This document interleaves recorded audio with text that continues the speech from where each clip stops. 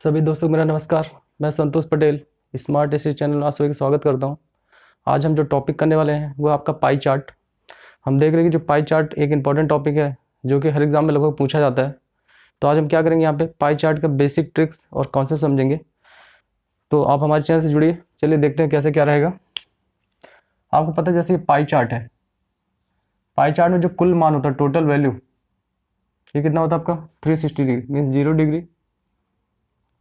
यहाँ पे आ जाएगा 180 आपका डिग्री, ये आपका 90 और ये क्या आ जाएगा 360।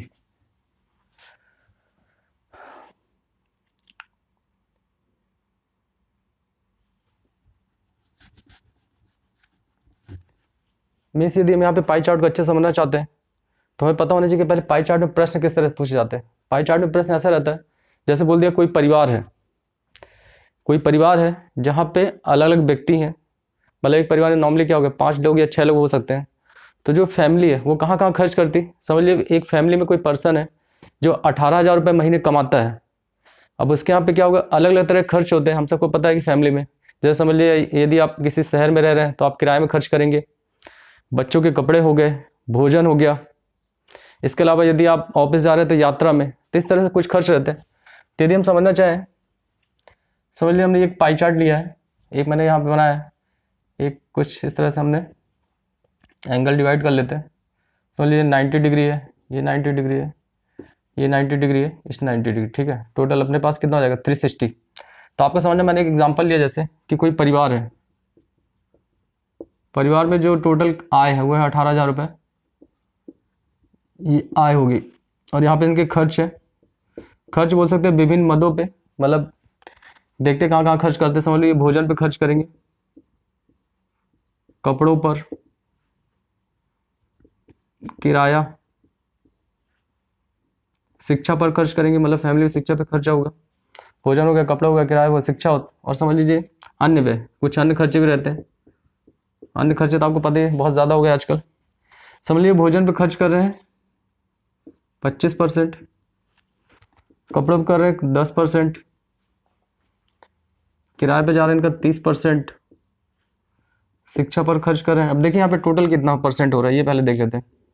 जैसे हम यहाँ देख रहे हैं यहाँ पे 25 हो गया, और समझ लीजिए एक और 25 ले लेते हैं, शिक्षा पर 25, टोटल कितना हो गया 25 25 50, और ये कितना हो जाएगा 50 30 80, और ये 10 कितना हो गया 90। ये समझिए यहाँ, हाँ ये 90 हो गया और 10% बचा, ये ठीक है हो गया। तो मतलब आप याद रखेंगे जब भी ऐसा क्वेश्चन रहेगा पाई चार्ट में, तो इसमें टोटल हमेशा 100% ही रहेगा, मतलब कुल परसेंट जो होगा 100 होगा, ठीक है।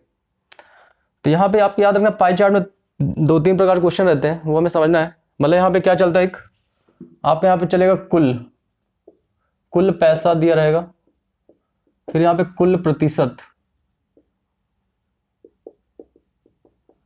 और एक आपका चलता कुल कोण। ये 3 कॉन्सेप्ट है, इनको साथ में लेते हैं। समझ लीजिए कुल पैसा हमने ले लिया 2,000, कुल प्रतिशत क्या होगा 100%, और कुल कोण कितना होता है 360 डिग्री। तो ये रिलेशन आपको याद रखना पड़ेगा, इस रिलेशन से बहुत सारे क्वेश्चन सॉल्व होंगे। इसको हम ऐसे समझ सकते हैं, जैसे यहाँ पे दिया परिवार क्या कितने दिए, परिवार क्या दिया 18,000 रुपये। अब यहाँ पे क्या कर रहे हैं, यहाँ पे भोजन पे खर्च कर रहा है 25%, ठीक है। तो भोजन पर खर्च कर रहे हैं कितना 25%। तो अब यहाँ पे क्वेश्चन आपसे पूछ सकता है कि यदि भोजन 25% खर्च हो रहा है तो बताइए भोजन कुल कितने रुपए खर्च हो रहे हैं। तो हमें समझ में आ रहा है कि 25% है, तो यहाँ पे कुल कितना दिया, कुल आय कितनी इसकी,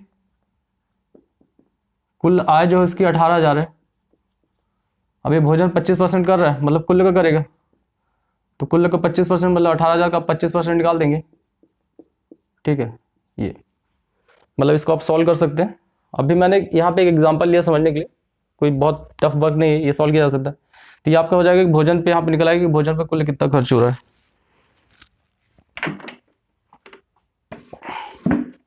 इसके अलावा यदि हम देखें कपड़ों पे कितना खर्च हो रहा है, कपड़ों पे दिया है 10%, तो मतलब कुल कितना 18,000, इसका आप 10% निकाल दीजिए, आपका आंसर मिल जाएगा। किसी बोले शिक्षा पर कितना खर्च हुआ है, तो शिक्षा पर कितने 25% है, तो मतलब 18,000 का 25% निकाल देंगे इस तरह से। तो परसेंटेज अपन पढ़ेंगे तो मतलब ये आसान है सॉल्व करना। यहाँ पे एग्जांपल समझने के लिए बता रहा था। देखिए अब इसमें एक क्वेश्चन ऐसा बन सकता है, जैसे बोल देगा कि आप किराए के लिए केंद्रीय कोण बताओ, किराए के लिए केंद्रीय कोण कितना होगा। तो देखिए यहाँ पे किराए में कितना खर्च हो रहा है 30%। अब इसके बाद हम केंद्रीय कोण निकालना चाहते हैं, केंद्रीय कोण, केंद्रीय कोण किराए का, यदि हम किराए केंद्रीय कोण निकालें कितना है, ये 30%। तो किराए केंद्रीय कोण निकालेंगे हमें 30%। तो अब मैंने यहाँ पे एक रिलेशन लिखा है कि आपके पास क्या है 100% इक्वल टू 360 डिग्री। तो आप यहाँ से 1% निकाल दीजिए, तो 1% इक्वल टू क्या हो जाएगा 360 डिग्री अपॉन 100। तो हमें पता है यहाँ पे किराया कितना 30%, तो 30% इक्वल टू जाएगा, मतलब यहाँ पे 30 गुणा 360 अपॉन 100। और इसको आप सॉल्व करेंगे 108, मतलब यहाँ पे किराया हो जाएगा केंद्रीय कोण 108। तो इसी तरह और कॉन्सेप्ट लेकर हमसे जुड़े रहिए। थैंक यू, धन्यवाद।